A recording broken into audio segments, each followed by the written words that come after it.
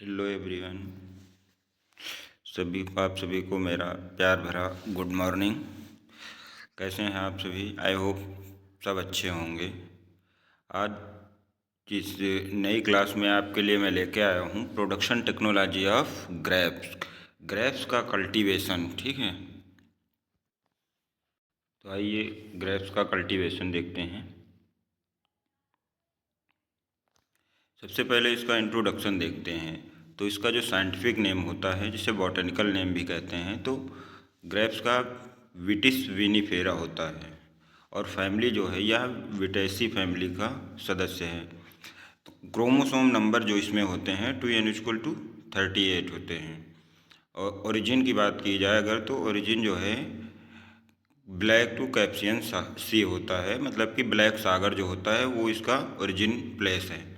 इसमें इन्फ्लोरेसेंस जो होता है, इन्फ्लोरेसेंस मतलब वो फ्लावर जो लगते हैं कैसे लगते हैं, तो उसकी बात की जा रही है। मतलब ये इन्फ्लोरेसेंस जो होता है वो अरेंजमेंट ऑफ फ्लावर होता है, कि मतलब फ्लावर का कैसा अरेंजमेंट है उसके बेस पे अलग अलग बांटा गया है।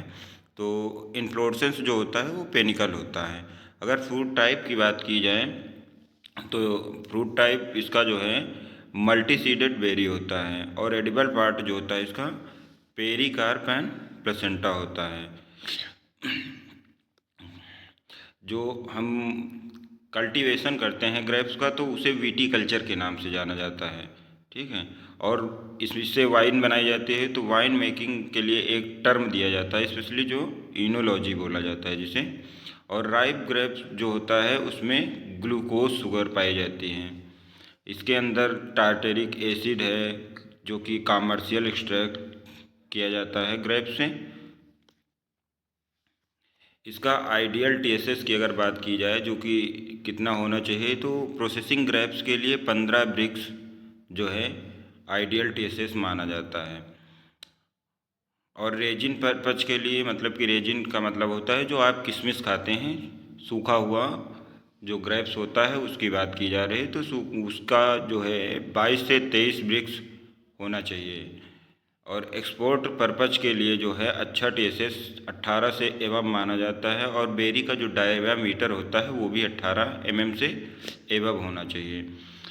अगर प्रोडक्शन की बात की जाए तो सबसे ज़्यादा प्रोडक्शन में सबसे ज़्यादा जो है चाइना नंबर 1 पे है, उसके बाद इटली है। अगर इंडिया की बात की जाए तो हमारा इंडिया जो है वो ग्रेप्स प्रोडक्शन में 7वें नंबर पे आता है। और इंडिया में जो स्टेट की बात की जाए तो महाराष्ट्र नंबर 1 स्टेट है प्रोडक्शन में, उसके बाद कर्नाटका है। आगे बात करते हैं क्लाइमेट एंड सॉइल की। तो क्लाइमेट जो है ग्रेप जो है ये सब ट्रॉपिकल क्रॉप्स है। ठीक है, तो इसके लिए ऑप्टिमम टेम्परेचर की बात अगर की जाए तो जो एक बेस्ट टेम्परेचर माना जाता है कल्टीवेशन के लिए, तो यहाँ पर 20 से 25 डिग्री सेंटीग्रेड जो टेम्परेचर होगा वो उस टेम्परेचर पर हम ग्रेप्स का कल्टीवेशन कर सकते हैं। और फ्लावरिंग के लिए अगर यही देखा जाए कि किस टेम्परेचर पर अच्छी फ्लावरिंग होगी, तो 18 से 21 डिग्री सेंटीग्रेड टेम्परेचर जब होगा तो उस टेम्परेचर पर फ्लावरिंग बहुत ही बढ़िया होती है। अगर सॉइल की भी बात की जा रही है यहाँ पे, तो सॉइल जो है आपकी सॉइल वेल ड्रेन्ड होनी चाहिए, मतलब कि जल भराव वहाँ नहीं होनी चाहिए, वाटर लॉगिंग की समस्या नहीं आनी चाहिए। लूमी सॉइल जो होती है वो बहुत ही बेस्ट मानी जाती है, और उसमें ऑर्गेनिक मैटर होने चाहिए बढ़िया। और इसमें कंकड़ पत्थर वगैरह नहीं होने चाहिए। ठीक है, अगर पीएच की बात की जाए तो सॉइल पीएच जो है 6.5 से 8 तक खेती की जा सकती है इसकी। कहीं कहीं पे आपको 7 भी मिलेगा। ठीक है, तो अलग अलग जगह अलग अलग मिल जाता है।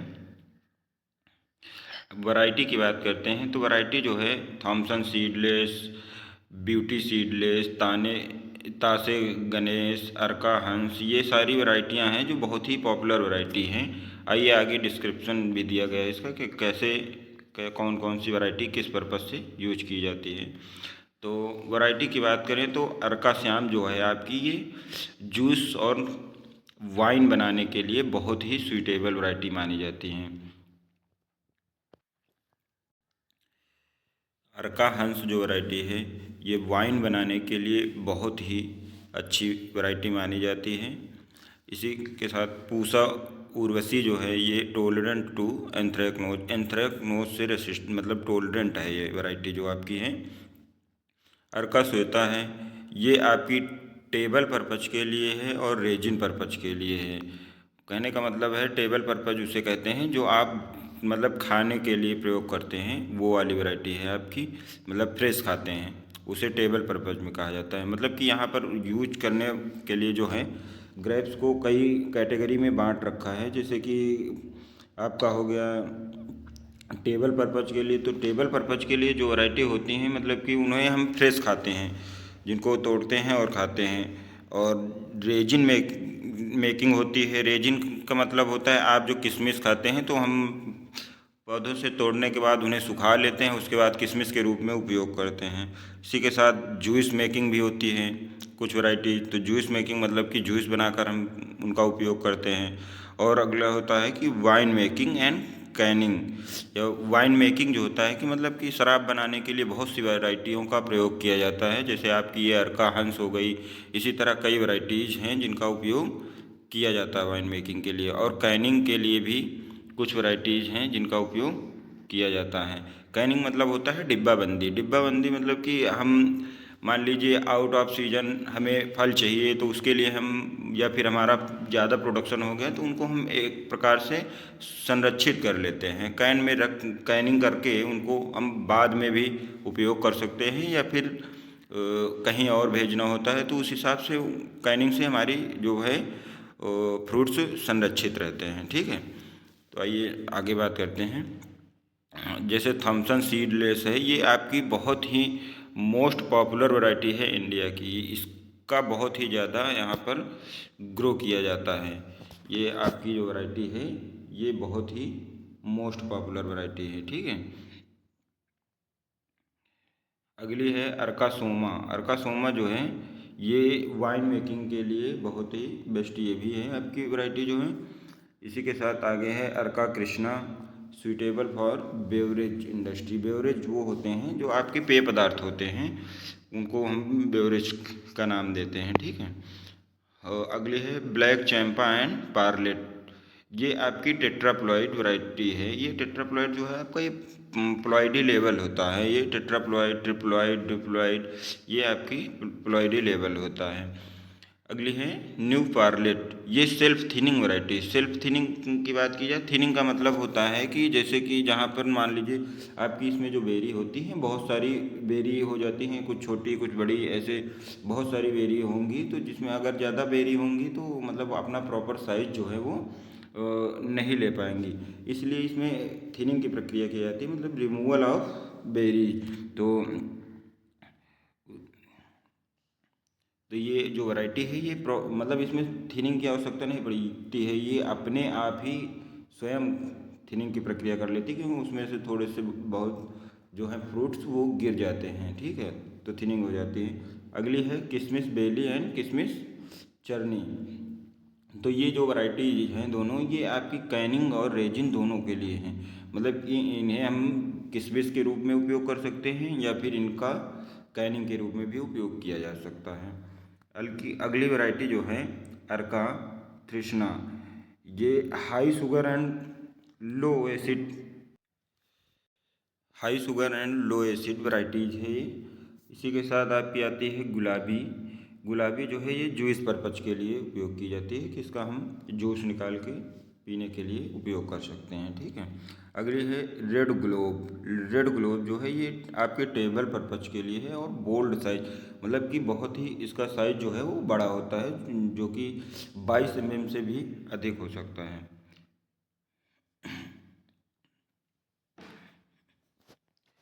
इसी तरह से और भी सारी वैरायटी हैं, जैसे ब्यूटी सीडलेस हो गई, फंटेसी सीडलेस हो गई। ये सारी सीडलेस वैरायटी हैं। जैसे शरद सीडलेस है, सोनाका सीडलेस है। इनमें सीड मतलब नहीं पाया जाता है। ये एक जैसे आपकी शरद सीडलेस है जो कि आपकी ये कलर्ड वैरायटी है, ये एक्सपोर्ट पर्पज के लिए बहुत ही अच्छी मानी जाती है। ठीक है, इसी तरह ताने गणेश हो गया, तासे गणेश हो गया, अर्का कंचन हो गया है, ये सारी आपकी वैरायटीज़ हैं। आगे हम बात कर देंगे प्रोपागेशन की। तो प्रोपागेशन से आप जानते हैं कि ये प्रवर्धन होता है। प्रवर्धन मतलब कि हमें एक पौधा कैसे तैयार करना है, अगला पौधा। ठीक है, तो जो ग्रेप्स होता है इसका मेनली इसमें जो है हार्डवुड कटिंग का प्रयोग किया जाता है प्रोपागेशन मेथड में। कॉमर्शियली प्रोपागेशन मेथड जो होता है वो हार्डवुड कटिंग होता है। तो और इसके साथ साथ हम बडिंग, लेयरिंग, ग्रेफ्टिंग ये कर सकते हैं, लेकिन जो मेन है हमारा वो हार्डवुड कटिंग ही है ग्रेप्स में। ठीक है, अगर कटिंग की टाइम की बात की जाए तो हम अक्टूबर और नवंबर में बेस्ट मानते हैं कटिंग करने के लिए। ठीक है, इस महीने में अगर करते हैं तो हमारी कटिंग जो है वो हमारा मतलब प्रोपागेशन सक्सेसफुल होता है। और अगर रूट स्टॉक की बात की जाए तो रूट स्टॉक में जो है हम अगर वेज ग्राफ्टिंग करते हैं तो ये भी बेस्ट ग्राफ्टिंग माना जाता है। और हम जब कटिंग करते हैं तो उसके बाद हमें डायरेक्ट तो लगा ही नहीं दिया जाता है, मतलब उसमें IBA जो हार्मोन्स होता है उसका प्रयोग करते हैं 2000 ppm, जिसमें 10 सेकंड के लिए हम अपनी कटिंग को डिप कर देते हैं। डिप करने के बाद फिर लगाते हैं, तो जो रूट डेवलपमेंट है उसके लिए बहुत ही अच्छा ये हार्मोन्स माना जाता है।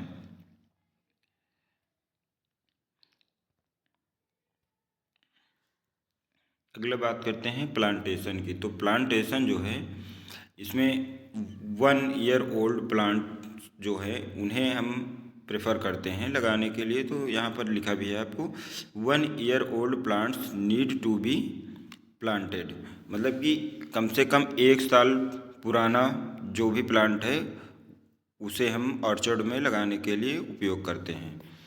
तो जब हम लगाते हैं तो कुछ मतलब तैयारियां भी करनी होती है, जैसे फील्ड प्रिपरेशन करना होता है, तो मतलब कि फील्ड की जुताई वगैरह करना होता है, सब कुछ करना होता है। तो उसी हिसाब से हमें गड्ढे भी खोदने होते हैं। तो गड्ढों में लगता है, तो गड्ढों का जो साइज होता है, पिट्स का जो साइज होता है वो 90 × 90 × 90 सेंटीमीटर, मतलब कि या फिर हम 1 मीटर के करीब ले सकते हैं। ठीक है, और उन गड्ढों को हम सॉइल और मैन्योर से दोनों के मिक्सचर से फिल कर देते हैं। अब प्लांटेशन टाइम की बात की जाए तो प्लांटेशन टाइम जो होता है अंगूर के लिए बहुत ही सूटेबल माना जाता है, जनवरी और फरवरी में। और स्पेसिंग जो होती है, स्पेसिंग की बात की जाए, स्पेसिंग मतलब दूरी, कितनी दूरी पर हम लगाएंगे, तो जो स्पेसिंग होती हैं वो 3 × 3 होती है। लेकिन जो मेन बात की जाए आपसे तो स्पेसिंग जो है वो आपकी वैरायटी के अनुसार बदलती रहती है। ठीक है, या फिर किस मेथड से आप लगा रहे हैं, कौन सा मेथड यूज कर रहे हैं ऑर्चर्ड लगाने के लिए, तो उस हिसाब से बदलती रहती है। अब ट्रेनिंग कौन सी अपना रहे हैं, ट्रेनिंग सिस्टम कैसा है आपका, तो उस हिसाब से वैरायटी जो वो स्पेसिंग जो है वो आपकी बदल जाती हैं। अगला बात की जाए इंटरकल्चरल ऑपरेशन। तो इंटरकल्चरल ऑपरेशन वो ऑपरेशंस होती हैं जो कि हम अपनी फसल लगने के बाद और कटने तक जो भी क्रियाएं उसमें की जाती हैं वो इंटरकल्चरल ऑपरेशन के अंतर्गत आती हैं। तो यहाँ जैसे मैन्योर्स एंड फर्टिलाइजर्स की बात की जाए तो फर्टिलाइजर्स जो हम देते हैं तो FIM जो है वो 20 से 25 टन पर हेक्टेयर बहुत ही सूटेबल होता है हमारी फसल के लिए। ठीक है, अगर हमारा पौधा जो है वो 5 साल पुराना है ग्रेप्स का, तो उसमें हम 500 ग्राम नाइट्रोजन पर प्लांट दे सकते हैं। और फास्फोरस की अगर बात की जाए तो 300 ग्राम फास्फोरस पर प्लांट दिया जा सकता है। वहीं पे अब पोटास जो है वो 400 ग्राम पर प्लांट देंगे। अब देखो यहाँ पर प्लांट इसलिए लिखा जाता है, या कहीं भी आपने देखा होगा, किसी भी बुक में पढ़ा होगा, तो पर प्लांट ही फ्रूट्स के लिए लिखा जाता है, क्योंकि फ्रूट्स जो भी क्रॉप्स होती हैं वो मेनली काफ़ी डिस्टेंस पर लगाई जाती हैं। तो इनके लिए पर प्लांट ही लिखा जाता है, क्योंकि पर प्लांट दिया जाएगा, क्योंकि कुछ ऐसे जो हमारे न्यूट्रिएंट होते हैं जो कि मोबाइल नहीं होते हैं, मतलब एक स्थान से दूसरे स्थान तक नहीं जा सकते हैं, तो उनको अगर हमने फील्ड में डाल दिया तो वो जो हमारी फसल है वो काफ़ी डिस्टेंस पर है, तो हमारे पौधों को अवेलेबल नहीं हो पाएगी, जिस वजह से यहाँ पर हमें प्लांट के इर्द गिर्द ही दिया जाता है, या फिर फोलियर स्प्रे कर सकते हैं। ठीक है, तो इसलिए यहाँ पर सभी जगहों पे आपको पर प्लांट ही देखने को मिलेगा। अब इरिगेशन सिस्टम की बात की जाए तो इरिगेशन सिस्टम जो है ये ग्रेप्स में जो है, आपकी जो ग्रेप्स है इसमें ये आपकी ड्रॉट रेसिस्टेंट वैरायटी, ये काफ़ी हद तक सूखे को सहन कर लेती है। ठीक है, अन्य फ्रूट्स प्लांट्स की अपेक्षा। तो इसमें जो पहली सिंचाई है वो हम डॉर्मेंट सीजन में जो है अप्लाइड करेंगे, जो कि प्रूनिंग के जस्ट आफ्टर बाद, मतलब जैसे ही हम प्रूनिंग वगैरह करेंगे तो तुरंत हमें सिंचाई की आवश्यकता होगी। और सेकेंड जो इरिगेशन की अगर बात की जाए तो ये आपकी जो है पहली सिंचाई के 25 से 30 दिन बाद मेनली करते हैं। ठीक है, जो सफिशिएंट होती है हमारे फ्रूट सेट के लिए, मतलब फ्रूट सेट के लिए मॉइस्चर वगैरह होना अति आवश्यक है। वाटर रिक्वायरमेंट की बात की जाए तो यहाँ पर जो एवरेज है उसकी बात करेंगे तो 600 से 900 mm आपका जो है वाटर रिक्वायरमेंट होगा। अब इसी के साथ वीडिंग की बात करते हैं। तो वीडिंग जो होती है, वीडिंग का मतलब होता है खरपतवारों को निकालना, क्योंकि अगर खरपतवार होंगे तो हमारा पौधा जो है उनसे बहुत ही ज़्यादा प्रतिस्पर्धा करेगा, तो इसलिए हमें वीडिंग की भी ज़रूरत होती है। तो वीडिंग के लिए हम हैंड वीडिंग कर सकते हैं, जैसे आप इस चित्र में देख सकते हैं कि हैंड वीडिंग की जा रही है, मतलब कि हाथों से या कोई ऐसा इक्विपमेंट लेकर जिससे हम खरपतवारों को निकाल दें, तो हैंड वीडिंग या मैनुअल वीडिंग के अंतर्गत आएगा। ठीक है, तो या फिर हम इसी के साथ कुछ केमिकल्स यूज कर सकते हैं, दवाएं कुछ यूज कर सकते हैं, जैसे कि पैराक्वाट हो गया 7.5 kg पर हेक्टेयर के हिसाब से यूज कर सकते हैं, या फिर ग्लाइफोसेट हो गया 2 kg पर हेक्टेयर के हिसाब से हम यूज कर सकते हैं, ग्लाइफोसेट वगैरह। ठीक है, तो ये हो गया आपका वीडिंग। इसी के साथ हम सबसे मेन बात जो है यहाँ पे हम बात करेंगे ट्रेनिंग, कौन सी, क्योंकि अंगूर एक ऐसी फसल है इसमें कई सारी ट्रेनिंग सिस्टम का उपयोग किया जाता है। तो यहाँ पर आप जैसे देख रहे हैं कि लिखा हुआ बोवर सिस्टम, तो बोवर सिस्टम जो है आपका बहुत ही बेस्ट सिस्टम माना जाता है। ये आप चित्र में देख सकते हैं कि ये आपका बोवर सिस्टम है। बोर सिस्टम जो है best production of potential yield and highest cost benefit ratio, मतलब कि यहाँ पर अगर हम बात करेंगे कि अगर आप अपने ऑर्चर्ड में 1 रुपये लगा रहे हैं, बोर सिस्टम का उपयोग कर रहे हैं, तो उससे हमें जो भी मतलब अर्निंग होगी वो 1 रुपये लगाकर 2.09 रुपये प्रॉफिट होगा। ठीक है, तो इसलिए इस सिस्टम को बहुत ही अच्छा सिस्टम माना जाता है, और यह सिस्टम भारत में मोस्टली यूज किया जाता है। ठीक है, अब ये होगा कि जो बोवर सिस्टम है वो होता क्या है। जो आपका बोवर सिस्टम होता है इसमें क्या किया जाता है, जैसे कि आपकी अनाबे शाही वैरायटी वगैरह जो हैं, जैसे कि बहुत ही ज़्यादा बढ़ने वाली होती हैं, तो इनके लिए हमें एक पंडाल तैयार किया जाता है, जैसे जिसे मतलब बोवर सिस्टम को ही पंडाल सिस्टम के नाम से भी जाना जाता है। तो इसमें क्या किया जाता है कि जो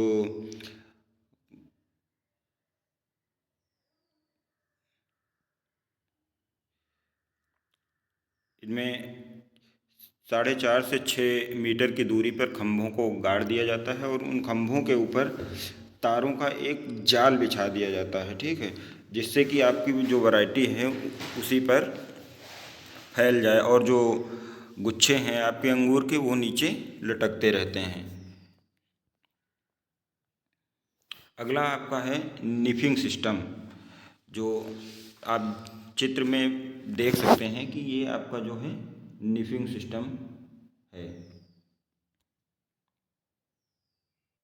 निपिंग सिस्टम ये मतलब 4 बेत वाली विधि मानी जाए कही जाती है, तो जिसमें मतलब आप देख रहे हैं कि ये एक इधर और एक इधर, एक और एक ये 4, ठीक है, जो कि मतलब तारों को लगा के उन पर लताओं को एडजस्ट कर दिया जाता है। ये हो गया आपका निपिंग सिस्टम। और अगला है हेड सिस्टम। हेड सिस्टम कुछ नहीं होता है, हेड सिस्टम में ये होता है कि ऊपरी हिस्से को काट दिया जाता है और वहीं पर वो गुच्छे मतलब कैनोपी जो उसकी होती है वो थोड़ा फैल जाती है, लेकिन ये बहुत ही चीपेस्ट मेथड माना जाता है ट्रेनिंग का, ये ज़्यादा यूज नहीं होता है। आगे हम बात करेंगे प्रूनिंग। जो प्रूनिंग होती है, प्रूनिंग का मतलब होता है रिमूवल ऑफ प्लांट पार्ट्स जैसे कि branches, roots, for providing better yield. मतलब यील्ड को बढ़ाने के लिए हम जो एक्सेस ब्रांचेस हैं, मतलब ब्रांचेस जो हैं उनको हम काटेंगे या रूट को काटेंगे, क्योंकि कुछ पौधे होते हैं जिन पर कि न्यू ईयरिंग मतलब बियरिंग होती है, जो नई शाखाएं होती हैं उन पर बियरिंग होती है, या कुछ होते हैं ओल्ड पर होती हैं। तो जैसे नई पर होती है तो हम पुरानी को काटेंगे तभी तो उसमें नई सारी काफ़ी सारी जो हैं ब्रांचेज आएंगी जिस पर हम बियरिंग ले सकेंगे, फ्लावरिंग होगी, ठीक है। तो इसीलिए प्रूनिंग की जाती है। तो प्रूनिंग जो होती है वो removal of plant parts for providing better yield. Better yield के लिए जो भी हम प्लांट पार्ट्स को काटते हैं वो हमारी प्रूनिंग कहलाती हैं। जैसे आप इस चित्र में देख सकते हैं ये प्रूनिंग की हो रही है, ठीक है। आगे अगर बात की जाए तो टाइम ऑफ प्रूनिंग की, तो प्रूनिंग का जो टाइम होता है वो कौन सा होना चाहिए, तो अंगूर के लिए बहुत मतलब नॉर्थ इंडिया में जो बेस्ट टाइम माना जाता है वो दिसंबर जनवरी होता है प्रूनिंग के लिए, और साउथ इंडिया में जो है वो सितंबर से अक्टूबर तक प्रूनिंग की जा सकती है, ठीक है। अगली बात की जाए थिनिंग। थिनिंग बहुत ही इम्पॉर्टेंट जो है प्रक्रिया है आपकी अंगूर में। तो थिनिंग क्या होती है, removal of excess berries from bunches for provide better quality. मतलब क्वालिटी को बढ़ाने के लिए जो हमारे गुच्छे में आवश्यकता से अधिक फल लग गए हैं तो उनको अगर हम रिमूव कर रहे हैं तो वो हमारी थिनिंग की प्रक्रिया कहलाएगी। जैसा आप इस चित्र में देख सकते हैं कि ये थिनिंग की प्रक्रिया हो रही है, ठीक है, ताकि हमारा मतलब हम क्वालिटी को मेंटेन कर सकें, बेरीज का जो साइज़ है वो डेवलप हो सके। अगर ऐसे ही मान लो अगर प्रॉपर जगह नहीं मिलेगी बेरीज को तो कुछ दबे हुए से या छोटे ही बेरीज रह जाएंगे, इस हिसाब से रह जाते हैं। तो इसके लिए हम क्या करते हैं कि थिनिंग की प्रक्रिया को अपना लेते हैं। आगे बात की जाए कि पीजीआर का यूज जो होता है वो किस लिए होता है, तो हमारे ग्रेप कल्टीवेशन में पीजीआर का भी बहुत ही बड़ा रोल होता है। तो यहाँ पर GA3 जो है वो 40 ppm का प्रयोग करते हैं हम बेरी इंक्रीज, मतलब बेरी का जो साइज है उसको इंक्रीज करने के लिए। अगर साइज बढ़ेगा तो क्वालिटी वगैरह भी मेंटेन हमारी हो जाती है। तो साइज के लिए और क्वालिटी मेंटेन करने के लिए GA3 का प्रयोग किया जाता है 40 ppm का, ठीक है। उसी के साथ अगर बेरी थिनिंग की बात की जाए, मतलब कि हम मान लो बहुत सारा कल्टीवेशन कर रहे हैं तो उसमें हैंड थिनिंग तो हो नहीं पाएगी, इसलिए हम पीजीआर का उपयोग करते हैं। तो जो है GA3 50 ppm स्प्रे करने पर जो है हमारी थिनिंग की प्रक्रिया भी हो जाती है। ये जो है कैलिप्ट्रा स्टेज पर होती है। ये कैलिप्ट्रा स्टेज जो होती है वो फ्लावरिंग के समय, जो कि फ्लावर जो है हमारे उसी में सेपल्स और पेटल्स में अटैचमेंट होते हैं, उसी स्टेज पर हमें 50 ppm स्प्रे कर देना चाहिए, ठीक है। और NAA की बात की जाए तो ये 50 ppm इसका भी प्रयोग किया जाता है। ये पोस्ट हार्वेस्ट ड्रॉप जो होता है उसको रिड्यूस मतलब कम करने के लिए किया जाता है।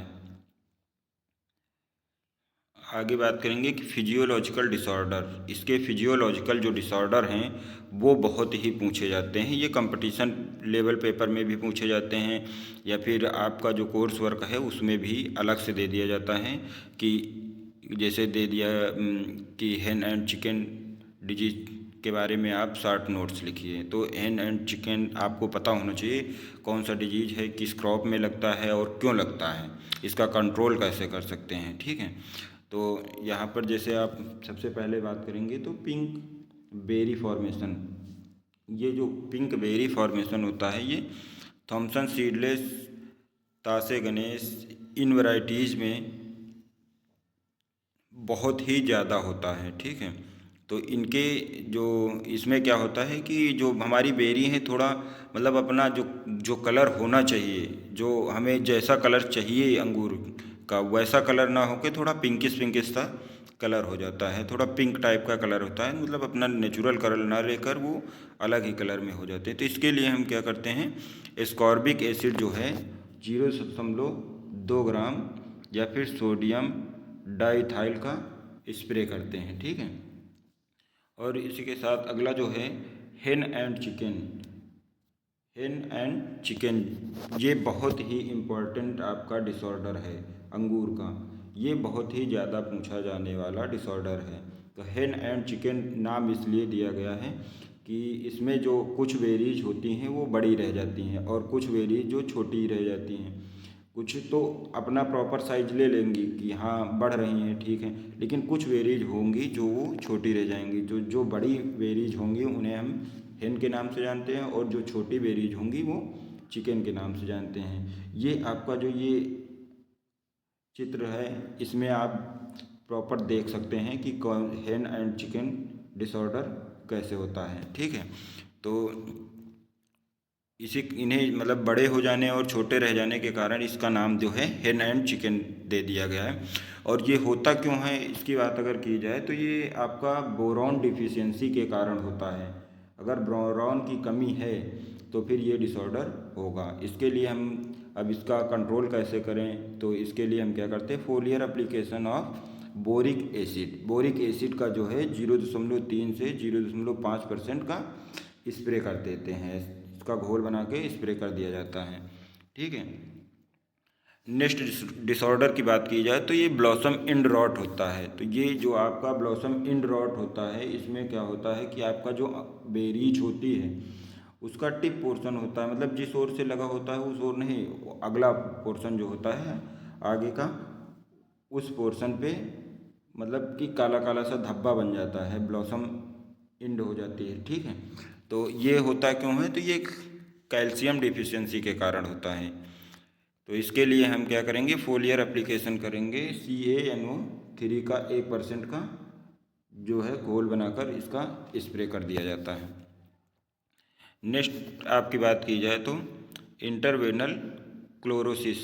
जो इंटरवेनल क्लोरोसिस होती है वो मैग्नीज और जिंक फेरस की डिफिशियंसी से होती है। ये आप इंटरक्लोनल वेरी जो क्लोरोसिस है इसका ये चित्र लगा हुआ है, आप देख सकते हैं। इसमें होता क्या है कि आपकी ये जो पत्तियों की जो नसें हैं वो तो हरी रह जाती हैं, लेकिन उनके बीच का वेनल का मतलब होता है ये नसें ही होती हैं। ठीक है, और जो आपका नसों के बीच का जो पार्ट होता है पत्तियों का वो जो है पीला पड़ जाता है, ये जैसा चित्र में आपको देखने को मिल रहा है। तो ये इंटरवेनल क्लोरोसिस होती हैं। और अगली बात की जाए बंच नेक्रोसिस। जो बंच नेक्रोसिस है वो तासे गणेश वैरायटी में बहुत ही देखने को मिलता है। इसमें क्या होता है, जो कि आपका जो बंच होता है पूरा वो मतलब थोड़ा ख़राब होने लगता है और सिकुड़ सा जाता है, जैसे ये आप चित्र में देख लीजिए, ये नेक्रोसिस का ही है। ठीक है,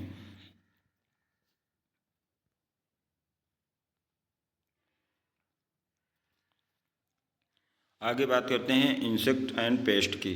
तो अब अगर क्रॉप है तो उसमें हमारे इंसेक्ट पेस्ट भी लग सकते हैं। तो इंसेक्ट पेस्ट के लिए हमें देखना है कौन कौन से इंसेक्ट हमारी फसल में लगते हैं और उनका कंट्रोल कैसे किया जाए।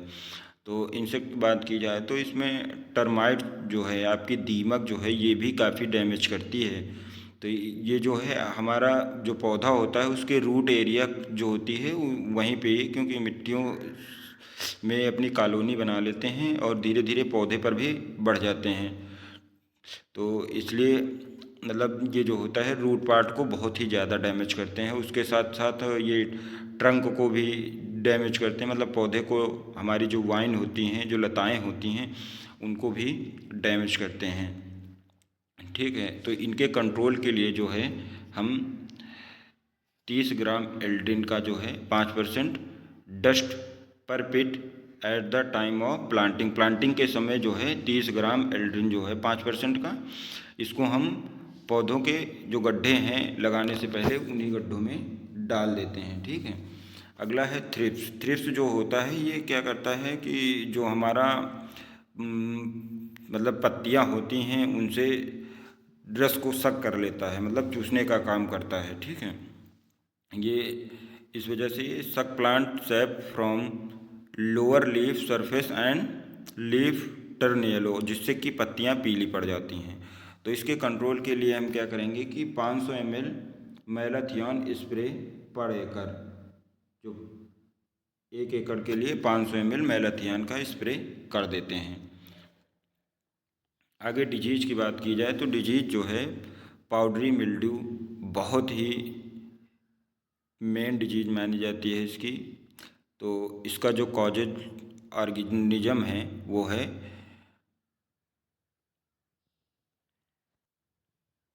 इसका जो कॉजेज है अनसिनुला नेकटर।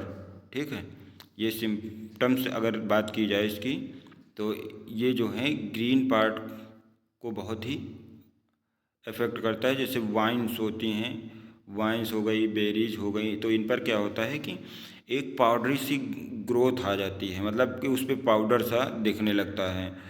जो मतलब कि जो हमारी लीव्स होती हैं उनके सरफेस, अपर सरफेस, ऊपरी सरफेस पर होता है, या फिर हो बेरीज पर भी कभी कभी इफेक्ट देखने को मिलता है, वाइन्स पर भी होता है।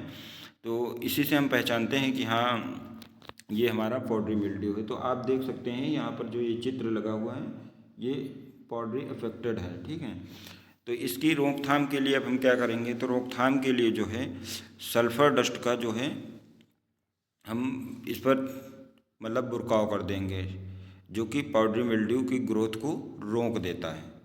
ठीक है, नेक्स्ट डिजीज की अगर बात की जाए तो इसमें डाउनी मिल्ड्यू भी लगती है। डाउनी मिल्ड्यू जो होती है प्लाज्मोस्पोरा विटिकोला के कारण होती है, ये आपका फंगस है। ठीक है, कॉजेज ऑर्गेनिज्म की बात की जाए तो ये प्लाज्मोस्पोरा विटिकोला के कारण होता है। और सिम्पटम है जो है ये जो है आपकी लीव्स और टेंड्रिल्स या बंचेस जो है उन पर ये अटैक करता है। और इसकी जो ग्रोथ होती है वो लोअर पोर्शन पर होती है, मतलब कि पत्तियों के निचले हिस्से पर होती है। इसमें डाउनी मिल्ड्यू मतलब डाउन नीचे बात ही हो रही कि डाउन निचले हिस्से पर होगी, और जो अपर सरफेस होगी लीव्स वगैरह की तो वो येलो कलर की हो जाती है।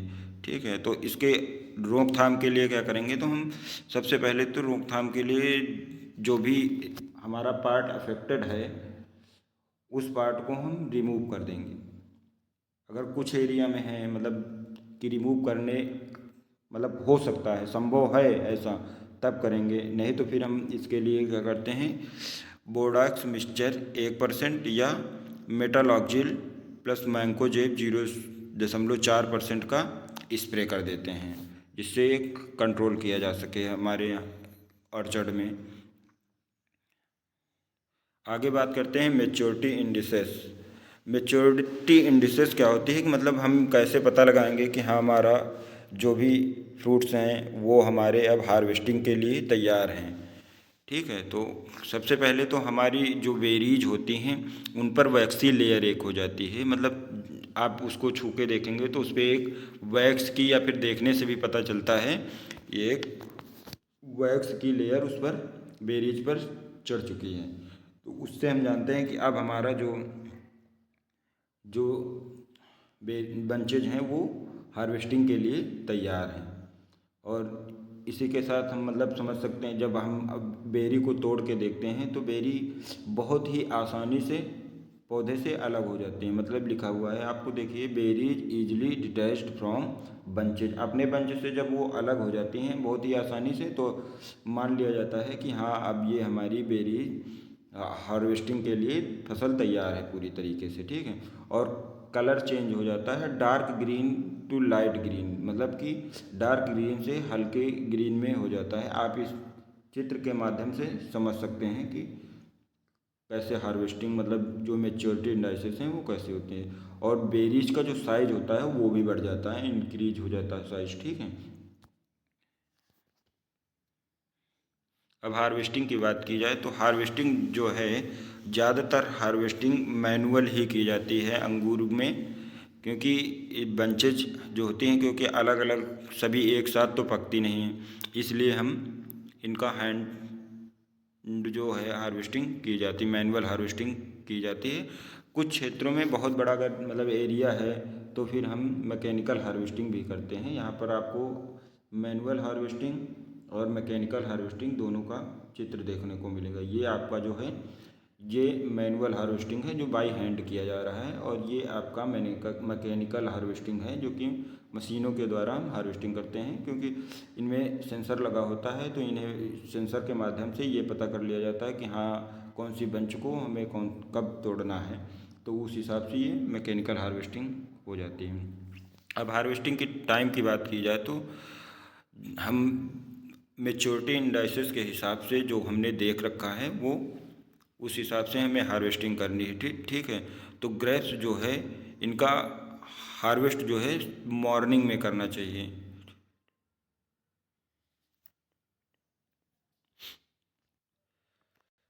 मॉर्निंग में क्यों करना चाहिए, क्योंकि जो ये है मॉर्निंग टाइम होता है ये हीट को, मतलब जो हीट टाइम होता है उसे अवॉइड करता है, क्योंकि कूल मौसम होता है उस समय, तो हार्वेस्ट करना बहुत ही बेटर माना जाता है, क्योंकि प्री कूलिंग वगैरह फिर तो तुरंत करनी होती है सब कुछ ध्यान में रखते हुए, ताकि हमारा हीट डैमेज को हम अवॉइड कर सकें, इसलिए मॉर्निंग में करना चाहिए हार्वेस्टिंग।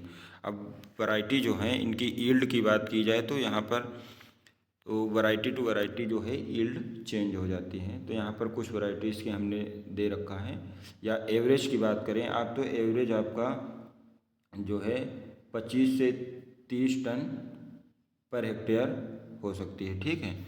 तो यहाँ पर हमने आपको दे रखा है कि थॉमसन सीडलेस या अदर जो सीडलेस वैरायटी हैं उनकी यील्ड कितनी होती है पर हेक्टेयर, तो 25 टन पर हेक्टेयर होती है इन वैरायटीज़ की। यहीं पे अनाबे शाही वैरायटीज़ की अगर बात की जाए तो ये वैरायटी जो है हमारी ये अच्छा प्रोडक्शन देती है, तो ये 45 टन पर हेक्टेयर के करीब प्रोडक्शन होता है इससे। अगर गुलाबी वैरायटीज़ की बात की जाए तो इससे जो है 30 टन पर हेक्टेयर के करीब प्रोडक्शन मिल जाता है। ये हो गई आपकी हार्वेस्टिंग। अब हार्वेस्टिंग के बाद हम बात करेंगे स्टोरेज।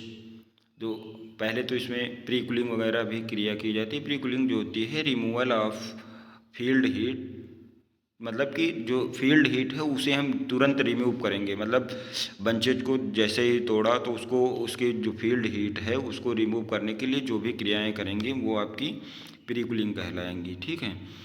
तो उसके लिए हम जैसे कमरे में भी रख सकते हैं फ़ैन के नीचे, या फिर वाटर मतलब कूलिंग होती है कई प्रकार से कूलिंग, वो आपको जब कूलिंग मेथड्स पढ़ाए जाएंगे प्री कूलिंग मेथड्स तब उसमें आपको पता चलेगा कि कौन कौन सी क्रियाएं अपनाई जाती हैं, ठीक है।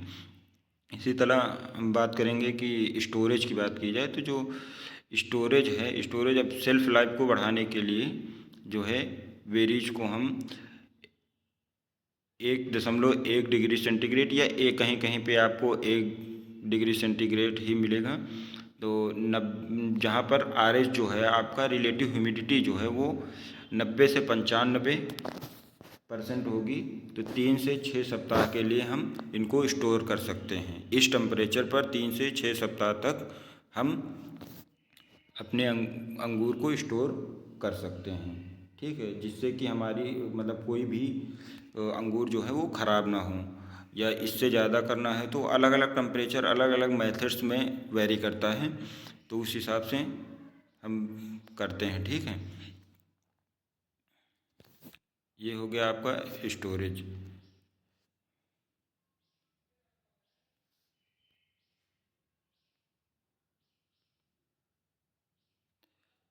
इसी के साथ आपका जो है कंप्लीट हुई प्रोडक्शन टेक्नोलॉजी ऑफ ग्रेप्स।